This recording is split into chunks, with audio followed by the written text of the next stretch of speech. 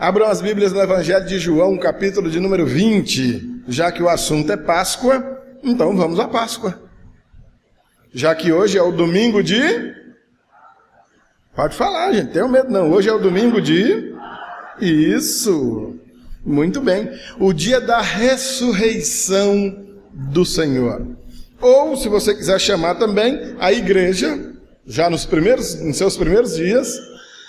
Jefinho, bom vê-lo. Tá um gato. Um gato meio judiado, mas tá um gato.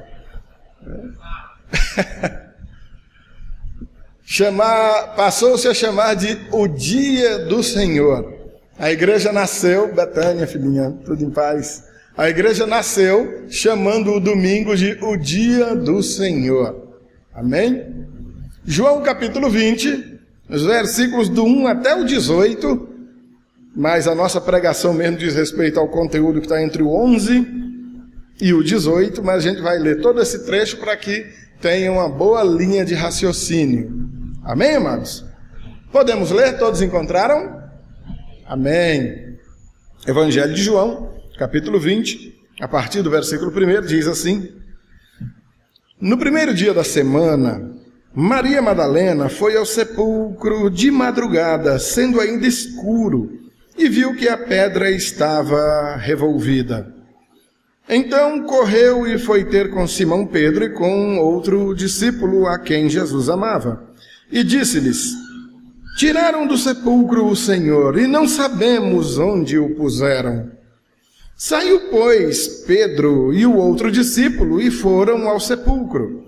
Ambos corriam juntos, mas o outro discípulo correu mais depressa do que Pedro e chegou primeiro ao sepulcro.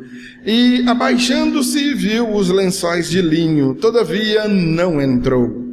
Então Simão Pedro, seguindo-o, chegou e entrou no sepulcro. Ele também viu os lençóis e o lenço que estivera sobre a cabeça de Jesus, e que não estava com os lençóis, mas deixado num lugar à parte. Então entrou também o outro discípulo que chegara primeiro ao sepulcro, e viu e creu. Pois ainda não tinham compreendido a Escritura, que era necessário ressuscitar de entre os mortos. E voltaram os discípulos outra vez para casa. Vamos lá, amados, no primeiro dia da semana, diz respeito, como eu já expliquei para os irmãos, o que a igreja passou a chamar de o dia do Senhor. No Antigo Testamento, esse dia do Senhor, se você for procurar, você vai encontrar algumas vezes ele no Antigo Testamento, e na maioria das vezes ele está escrito com todas as letras maiúsculas, o dia do Senhor, fazendo menção precisamente a esse dia aqui. A Bíblia fala em um trono branco, em um grande julgamento de todo o universo, dos homens, dos anjos, no final dos tempos. E nós aprendemos a chamar popularmente, vulgarmente entre nós, chamar esse dia de o juízo final. Essa palavra, esse termo juízo final, inclusive não aparece na Bíblia, ele não existe em lugar nenhum da Bíblia, esse juízo final. Então entendemos como o dia do Senhor, este dia aqui, esse ao qual essa escritura se refere. O dia em que a morte então foi derrotada. Mas como assim, pastor? A morte foi derrotada e o povo continua morrendo? Sim.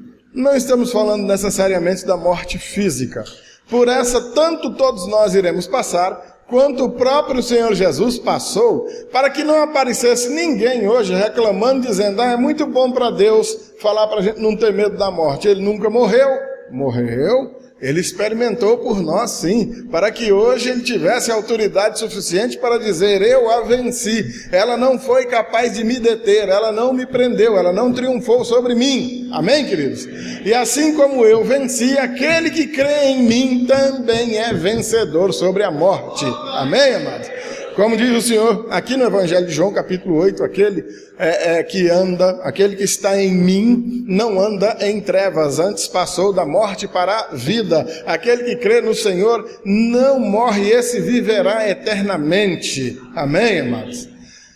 É chamado de o dia do Senhor, porque verdadeiramente este foi o grande dia. O grande juízo, o grande julgamento, o julgamento do maligno, o julgamento dos anjos, todo o julgamento aconteceu aqui. Paulo, lá em Coríntios, vai falar acerca de um momento em que nós haveremos de julgar o mundo. Isso é toda uma linguagem figurada, toda uma linguagem simbólica, porque compreendemos que esse dia do Senhor aconteceu aqui, no dia da ressurreição. Culturalmente, nós aprendemos muita coisa, sabe, amados? Nós aprendemos que não se come carne nessa semana. Aí quando chega no sábado de aleluia, vai pro forró, amanhece o dia na rua, dirige bêbado, pega a mulher alheia, pega o marido alheio, é um diabo a quatro. Mas pelo menos durante a quaresma ninguém comeu carne. Principalmente na sexta-feira da paixão, né? E as pessoas têm isso como expressão de religiosidade e ainda dizem que estão praticando uma penitência e acreditam que em virtude disso vão herdar alguma bênção. Não irão, né? É lamentável, é triste a notícia que se tem para dar, mas é a notícia verdadeira. Aquele que crê no Senhor Jesus faz as obras que Ele fez. Aquele que crê no Senhor Jesus anda conforme Ele andou. Aquele que crê no Senhor Jesus faz o que Ele mandou que se faça e evita-se aquilo que Ele mandou que não se fizesse. Não basta acreditar que Ele existiu, é preciso crer que Ele deixou mandamentos, e esses mandamentos que Ele deixou não são mera poesia. São mandamentos para serem obedecidos. Amém, amados? Mas vamos analisar o cenário deste dia aqui. Jesus foi crucificado na sexta-feira por volta de 9 horas da manhã. Agonizou durante 6 horas naquela cruz e foi morrer lá pelas 3 horas da tarde. Pense num sofrimento. A gente falando aqui em fração de segundos é bom demais. Depois de sua morte ali por volta das 3 horas da tarde, desceram seu corpo da cruz, embalsamaram conforme o costume dos judeus, o colocaram em uma sepultura que não tem nada a ver com essas nossas hoje, que é um buraco no chão. Ali é uma região de pedra, aquela região da Palestina, e são usados como sepulturas cavernas naturais, cavernas que já existam, ou cavernas que as pessoas cavam nas encostas das montanhas.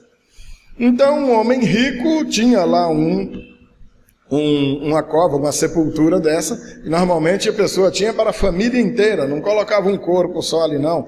À medida que a família ia morrendo, ia sepultando ali os membros daquela família. E havia esse homem então construído aquela sepultura para a sua família, ela ainda não tinha sido usada, parece que não tinha morrido ninguém daquela casa ainda, e esse homem cedeu esse sepulcro para o Senhor Jesus. Até porque ele não seria sepultado junto com outros. Com questões do judaísmo também, questões de pureza cerimonial, ele teria que ocupar uma sepultura na qual ninguém tinha sido sepultado ainda. Amém? Então, na tardezinha da sexta-feira, e olha, isso foi rápido, porque a partir das 18 horas da sexta-feira já não se podia fazer mais nada, porque era já o sábado, e no sábado o judeu não pode trabalhar. Sepultado no finalzinho da tarde da sexta-feira, passa-se o sábado, porque no sábado ninguém pode trabalhar, ninguém pode fazer nada. No domingo, cedinho, bem cedinho, as mulheres vão à sepultura de Jesus. É um costume daquele povo depositar ali nos corpos aromas, bálsamos, flores. Esse costume que a gente tem hoje de jogar flor do lado de fora da cova, naquele tempo eles tinham esse costume, todo um ritual de embalsamamento de um corpo, que fazia parte ali dos ritos daquele povo. Ela foi bem cedinho do domingo, porque ela estava ansiosa para ir antes, mas antes não podia. No sábado era impossível. Lá vai, os 4 evangelhos citam a Maria Madalena. Os outros 3 há uma variação, ora é a Maria, mãe de Tiago, ora é a Salomé, mãe de João e Tiago, o outro Tiago, e aqui no Evangelho de João só é citado por nome a própria Madalena. Quero aproveitar, não faz parte da ministração de hoje não, mas só para, já que nós tocamos no nome dela, há uma cultura popular de que Madalena foi uma prostituta. Ô queridos, quem tem isso na cabeça, quando chegar no céu, vai ter que pedir perdão para Madalena, viu? Madalena nunca foi prostituta, não está escrito em lugar nenhum que ela foi prostituta, viu? Isso é outra cultura infeliz que apareceu aí na Idade Média, ou na Idade Antiga, acho que é mais antigo ainda que isso, e botaram na cabeça do povo que Madalena é uma ex-prostituta, mas isso é mentira, ela nunca foi prostituta, não. Também não é santa que possa fazer nada por ninguém hoje. Quando viva fez muita coisa boa, mas depois de morta não fez mais nada, assim como todo mundo que morreu. Lá foi Madalena bem cedo para a sepultura. Os outros evangelhos contam que no caminho elas já iam comentando, chega lá, como é que a gente faz para entrar? Que a pedra que se rolava para a boca da sepultura era algo muito pesado, era preciso uma comitiva de homens com ferramentas, alavancas para rolar aquilo, que mulheres, 10, 15, 20 mulheres não rolariam aquela pedra nunca, que dirá 3. Não ia fazer nem pressão na pedra. Mas chegando lá, ela já notou que o túmulo estava aberto. Os outros evangelhos contam como isso se deu. Na madrugada, um anjo do Senhor veio, removeu a pedra, que isso para um anjo é moleza. Obrigado, Ritinha. Muito obrigado, filhinha. E Jesus saiu daquele lugar. Evidentemente isso precisava acontecer, queridos. Prestem atenção. Jesus, sendo Deus, depois de ressuscitado, ou antes disso, tanto faz, ele não precisava remover pedra para sair de dentro do túmulo. Ele simplesmente sairia. Como você vai ver aí a partir do versículo de número 19, os discípulos reunidos em um lugar com tudo trancado, porta, janela, tudo fechado, exatamente porque eles estavam com medo dos judeus. E Jesus, aparece no meio deles, sem passar por porta, nem janela, nem por nada, ele aparece lá. Então ele podia simplesmente sair do túmulo. Por que que tem todo esse cenário de um anjo rolando a pedra e os guardas caindo desmaiados de pavor? Opa, guardas? Que guardas? Nos outros evangelhos. Por que eu estou dizendo isso, amado? Se a gente for ficar lendo aqui evangelho por evangelho, amanhece o dia a gente não prega.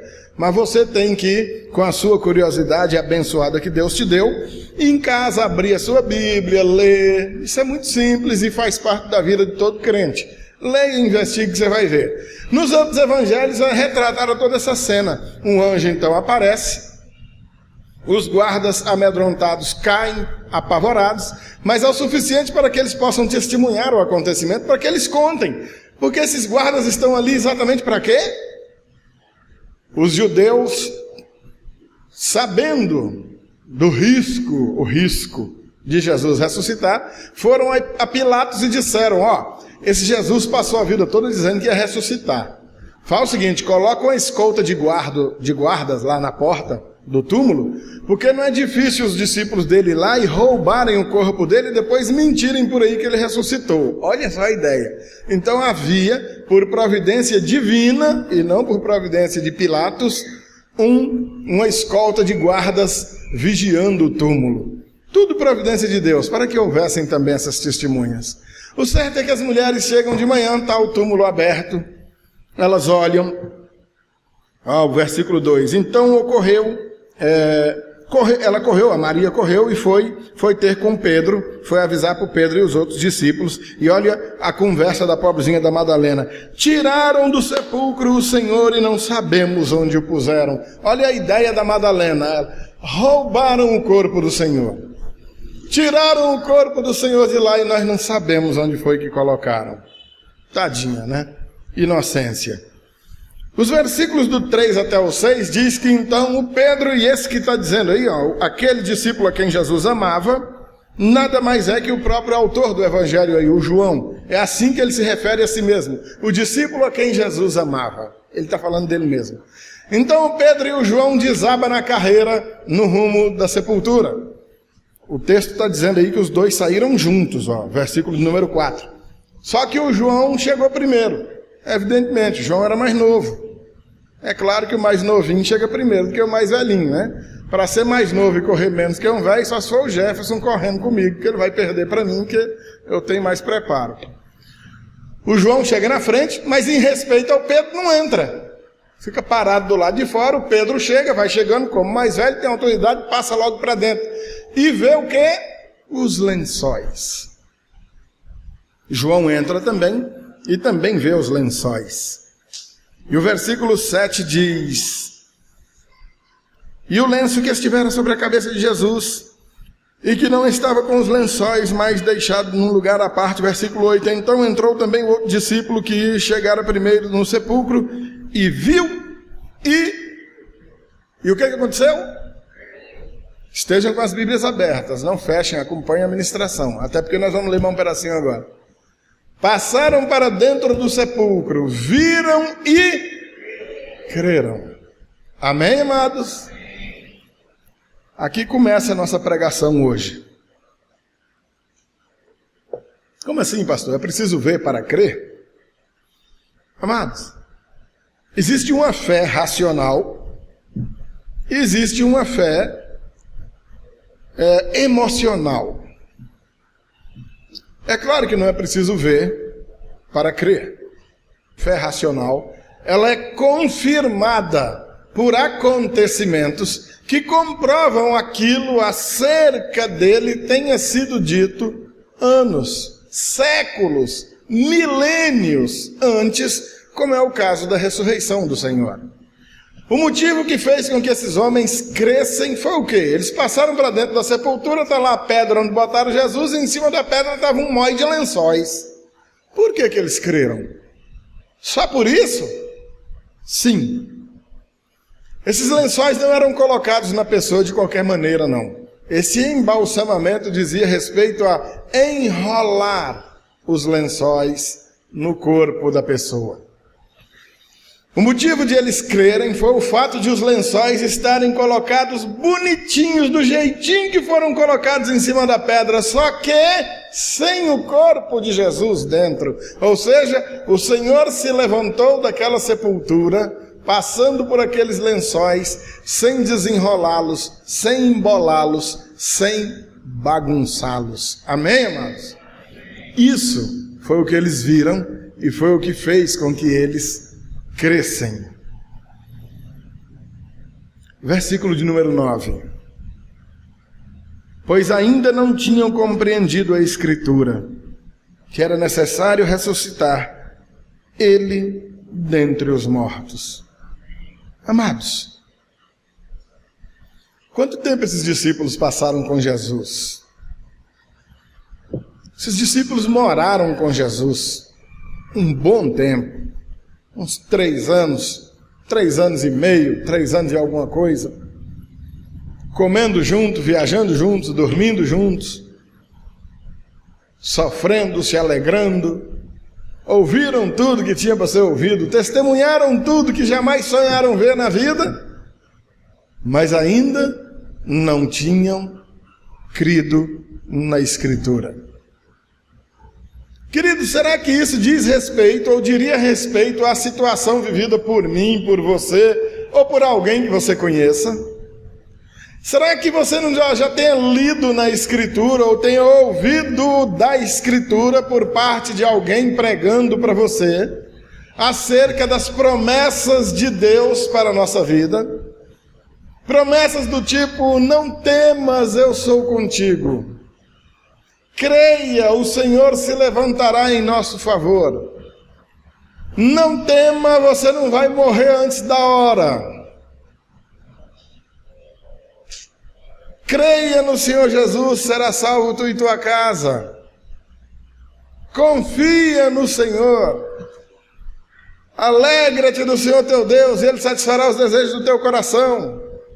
E não obstante todo esse tipo de promessa, você lê, alguém lê para você e de repente tudo aquilo se transforma em uma espécie de música, de mantra, sabe-se lá de quê, mas não vai ter na tua vida o efeito que se esperava que tivesse. Fazer com que você acredite nas promessas do Senhor. Esses homens andaram com Jesus, eles viram tudo que Jesus fez, eles ouviram tudo que Jesus tinha para falar. Jesus disse que seria crucificado por mão de iníquos, eles assistiram todo esse espetáculo horrendo, eles viram tudo isso, mas ainda não acreditavam na ressurreição do Senhor. Foi preciso contemplar aquela sepultura vazia, aquela pedra removida, aqueles lençóis depositados organizadamente, arrumadinhos em cima daquele túmulo, para que então se ligassem: olha, rapaz, não é de ver que a Escritura tinha razão. Será que acontece comigo? Será que acontece com você algo semelhante? Será que a Escritura Sagrada tem alguma promessa de bênção para a tua vida e por algum motivo você simplesmente não acredita? A coisa mais drástica que poderia ter acontecido a esses homens, a essas mulheres, a esses discípulos de Jesus, era exatamente a morte de Jesus.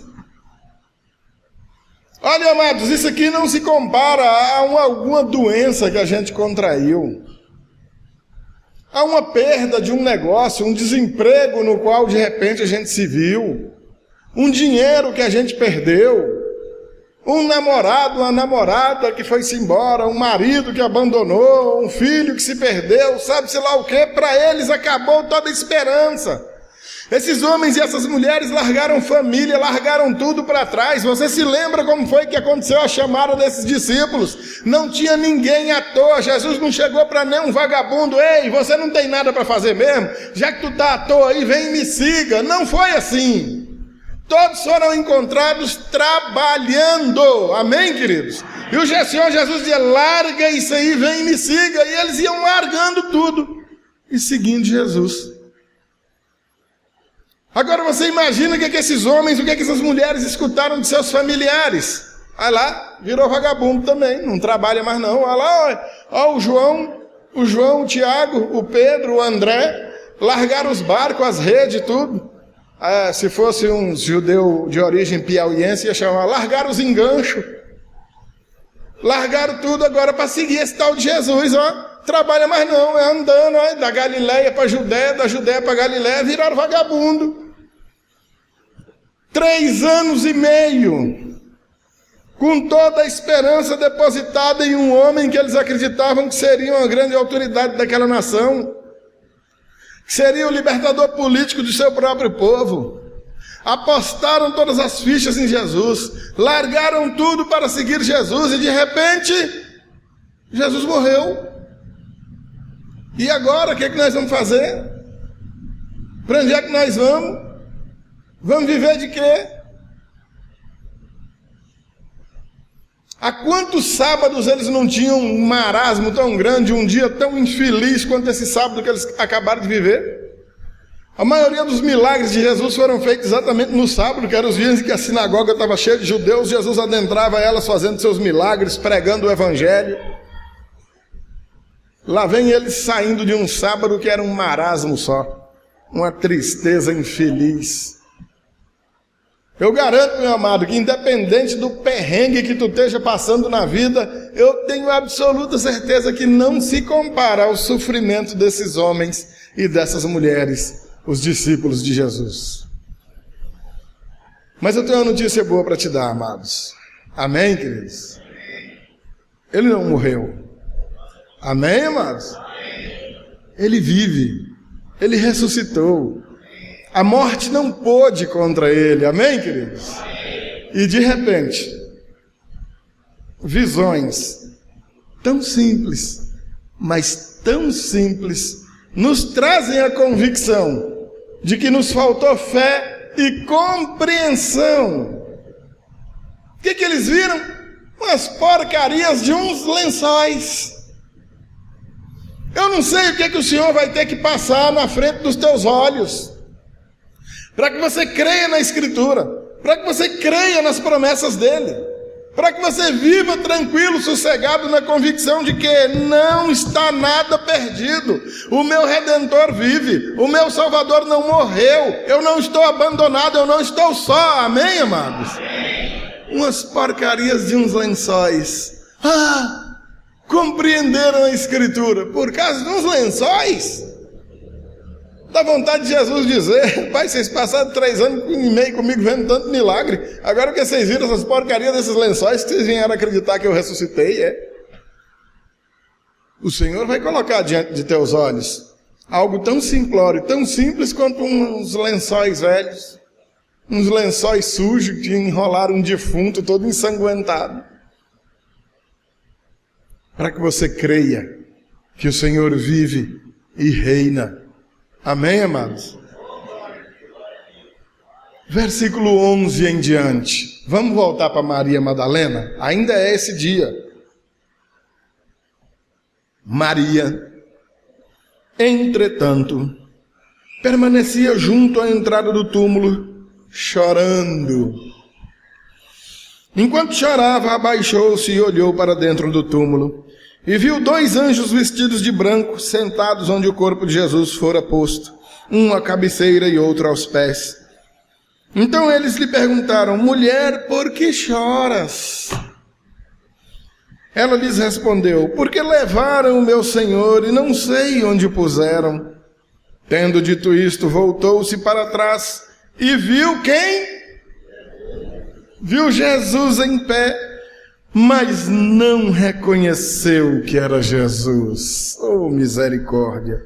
Perguntou-lhe Jesus: mulher, por que choras? A quem procuras?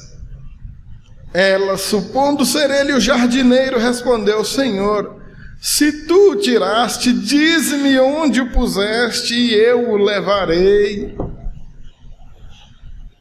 Disse-lhe Jesus: Maria. Ela, voltando-se, lhe disse em hebraico: Rabone, que quer dizer mestre.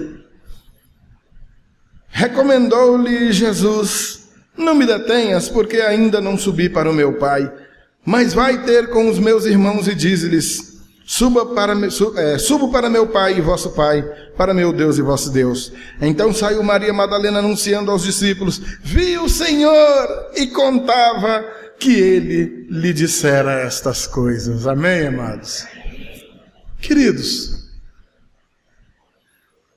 amados, lá se vão 2000 anos, quase 2000 anos, 1900 e lá vai pancada, desde que esses episódios aconteceram.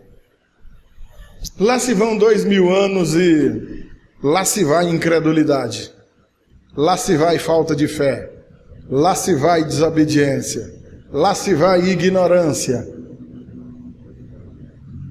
O próprio Senhor Jesus já havia dito: errais por não conhecer as Escrituras nem o poder de Deus. Quando de alguma coisa se tomava ciência como se deveria tomar ciência de verdade, ele dizia: não foi carne, não foi sangue que te revelou isso, mas foi meu Pai que está no céu, ou o Espírito Santo que tem revelado. A Maria ainda está, aqui há um salto, aqui existe um anacronismo. Nas aulas de escola bíblica, me perguntem o que é anacronismo de narrativa e eu explico com toda paciência, aqui agora não dá tempo. Mas a situação era essa: tudo isso aconteceu antes da Maria correr para chamar os discípulos. Está ali a mulher chorando, olha para dentro, vê 2 anjos, mulher, tu está chorando por quê? Como quem diga: mulher, tu não era discípula dele? Ó, criatura, tu não andava mais ele? Tu não escutava o que ele dizia? Tu está chorando por quê, marmota? Literalmente a pergunta deveria ser essa: tu é louca, é? Ou tu é surda? Ou tu é abestada, Madalena? Que não é possível um negócio desse. Deixa de choradeira, infame, ele não está aqui não. Os outros evangelhos vão dizer: por que procuras entre os mortos aquele que vive eternamente? Estão entendendo, amados? A nossa situação de desespero, a nossa situação de agonia, o nosso egoísmo, porque de repente ficou ruim para mim, e já que está ruim para mim, eu só vou sossegar se estiver ruim para o mundo todo, porque não é possível que vai estar ruim só para mim e os outros vão ficar dando gaitada. Olha lá, morrendo de alegria lá enquanto eu estou aqui morrendo. É farinha pouca, meu pirão primeiro, tem que estar bom para mim. Agora estando bom para mim, o resto do mundo que se dane, não tem problema não, tem que estar bom para mim. O ser humano é egoísta, ele é mau. E aqui está a Madalena vivendo mais ou menos esses dias dessa qualidade de angústia. Já conversou com o anjo, está conversando com o anjo, está estranhando. Olha dentro do sepulcro, 2 homens que ela não tinha visto lá, apareceu da onde? Resplandecentes, brancos. por que choras? Ela se volta para trás, parece que o Senhor, isso aí é meu, tá? Isso não está escrito em lugar nenhum não, isso aí são heresias do pastor Walter. Parece que o Senhor Jesus fala para 2 anjos, vão lá e consola lá aquela minha discípula. Os anjos vão, não resolve, tá a mulher chorando, não identificou nem os anjos. Aí o próprio Senhor Jesus, não, os anjos, vocês estão liberados, deixa aí eu mesmo para ver se melhora. Aí o Senhor fala atrás dela, ela confunde o Senhor com o jardineiro e pergunta para o Senhor,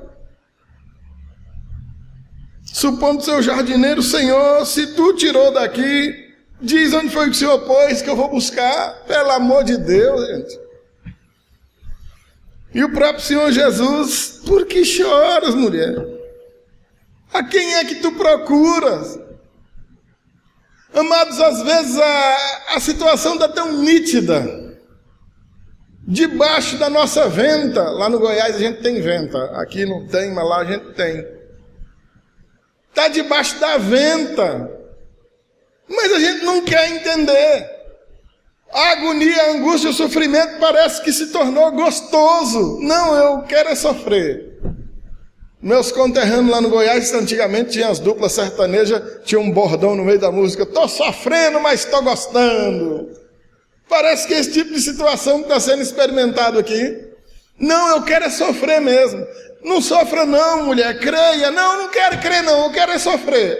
Tenha fé. Não, não quero ter fé, eu estou achando gostosinho esse sofrimento.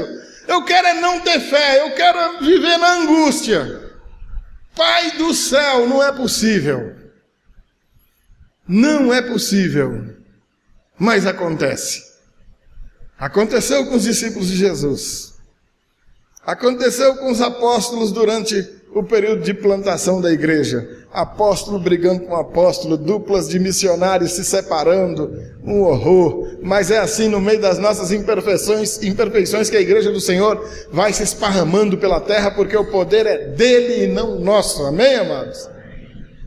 Mas serve para mim, para você, para qualquer pessoa que tem um mínimo de fé, parar e refletir. Será mesmo que toda essa angústia é o ponto final? Será que tudo vai morrer por aqui? Será que tudo se acaba aqui? Será que tudo que eu acreditei do Senhor foi uma grande mentira? Será que não tem jeito mesmo? O desespero da Maria já é tamanho que ela está chorando, não é nem a morte de Jesus, não é nada não, ela está chorando um defunto que ela queria passar um perfumezinho. Ô jardineiro, se foi tu que tirou ele daqui, diga para onde tu levou que eu busco. Pai do céu, não é possível. De repente está você na mesma situação, falando com o próprio Senhor Jesus e ignorando a presença dele. Senhor, cadê a solução?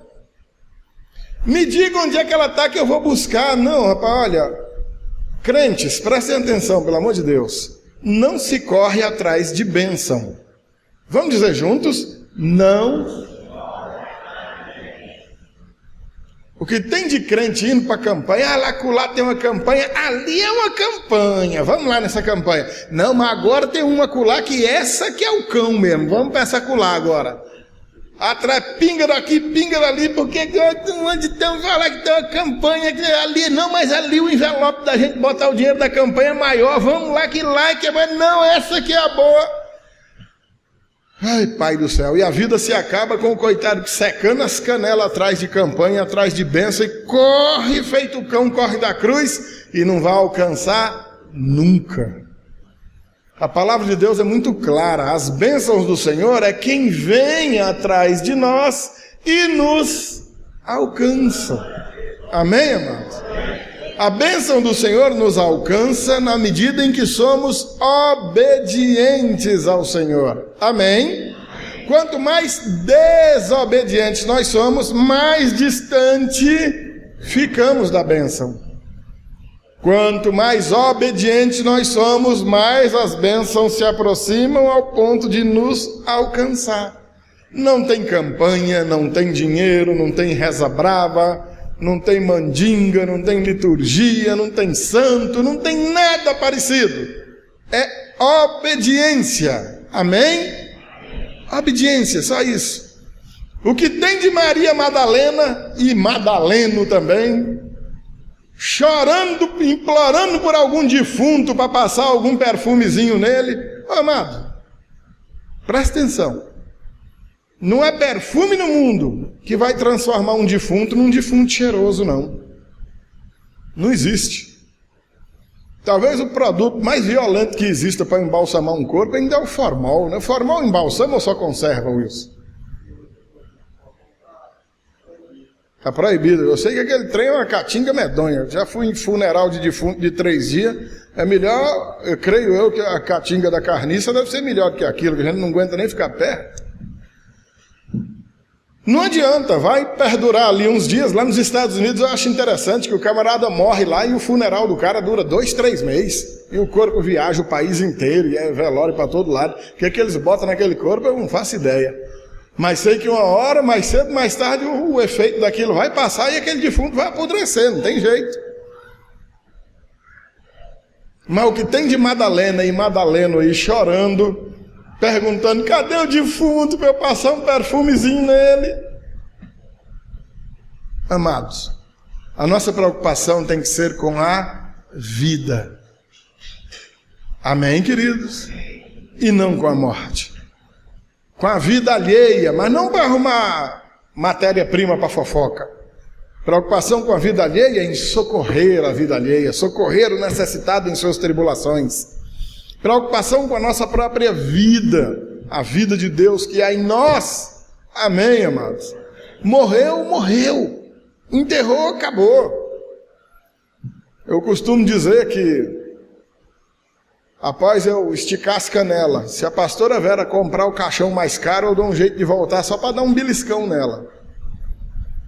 De preferência, pega aqueles que a prefeitura dá de presente aí, bota naquilo mesmo. Enrola um pano velho, que eu tenho umas roupinhas que estiver mais ou menos, dá para uma pessoa viver depois. Não pega a melhor roupa, bota no defunto velho aqui não. Respeitando as opiniões alheias, tá? Cada um tem sua opinião nesse sentido, mas eu estou falando de mim. O bom mesmo seria o urubu comer. Para mim não faria a menor diferença. Mas respeito as opiniões alheias também. Ontem a gente ia para o Porto do Desígnio, eu, a pastora Vera e o Wilson ali, eu contando para o Wilson ali que eu, nessas coisas eu sou meio animal, sabe? Com esse assunto morte, eu tenho que ter muito cuidado para não deixar outras pessoas magoadas com as coisas que eu digo. Porque tem hora que eu pareço um monstro. Eu tenho uma filhinha enterrada no cemitério Campo da Esperança, lá em Brasília. Me deram o endereçozinho de onde sepultaram ela, eu nunca fui lá. Isso foi em 91. No mesmo ano, minha mãe morreu também, foi sepultada em Taguatinga. Fui na sepultura dela no dia que enterrou. Nunca mais voltei lá. Entendo que eu deveria ter feito muita coisa para minha mãe em vida. Depois dela morta. Agora, insisto, respeito as opiniões diferentes da minha. Mas eu sou assim. O certo é que está aqui a Madalena desesperada, caçando um defunto para passar um perfumezinho. Igualzinho está você aí, ó. Preocupado com a água que já se foi. Preocupado com a roça que já queimou, ou que o jumento do vizinho comeu. Em vez de estar preocupado em consertar a cerca, se for possível até amarrar o jumento alheio, plantar de novo, está você chorando aí o que o bicho já comeu. Ficamos tão insensíveis que o Senhor manda anjo para falar com a gente ignora. O próprio Senhor vem falar com a gente ignora. O próprio Senhor Jesus está conversando com a mulher. E está a mulher chorando. Ô, seu jardineiro, se o senhor tirou daqui, me diz... É obrigado ele apelar para uma intimidade maior. E ele a chama pelo nome. Maria. Aí, opa. Quando chamou pelo nome, um dia eu fui amigo íntimo dessa pessoa. Um dia eu fui amigo íntimo, eu tive um convívio de real amizade, um convívio fraternal, de irmão com irmão mesmo. Maria está agachada chorando. Rabone? É o Senhor mesmo? Queridos, nos momentos de angústia, de grande tristeza, de grande desespero, nós temos que aguçar ainda mais esse nosso sentido, aquele sentido que o Novo Testamento fala tantas vezes: aquele que tem ouvidos para ouvir, ouça. Ficamos surdos espiritualmente, mas ainda é o sentido que na hora do vamos ver, nos salva de grandes confusões. Aquilo que a gente ouve. A Maria está num estado tão terrível que ela não está confiando no que vê. Vê anjo, não identifica. Vê o Senhor, pensa que é o jardineiro. Além da angústia, além do sofrimento, chorando, os olhos cheios de lágrimas. Não consegue ver. É a nossa situação no meio do desespero, no meio da angústia, pensando: agora a vaca foi pro brejo mesmo, agora tudo se acabou, agora não tem mais jeito não. A bênção está na cara, falando contigo, você não está identificando nem o Senhor. Ouvidos atentos, meus amados. De repente o Senhor te chama pelo nome. Fulano, fulana, você vai identificar: Senhor, é o Senhor mesmo. Amém, amados? Daí, versículo 17, recomendou-lhe Jesus: não me detenhas, porque ainda não subi para o meu Pai, mas vai ter com os meus irmãos e dize-lhes: subo para o meu Pai e vosso Pai, para o meu Deus e vosso Deus. Então a Maria Madalena foi anunciando aos discípulos: eu vi o Senhor. Oh, aleluia, queridos. E contava o que ele dissera, estas coisas. Amém, amados? Páscoa do Senhor. Passagem da prisão para a liberdade. Passagem das trevas para a luz, da perdição para a salvação, passagem da morte para a vida. Amém, queridos? Deus abençoe a todos. Com as mãos lá no alto, aplaudam o Senhor.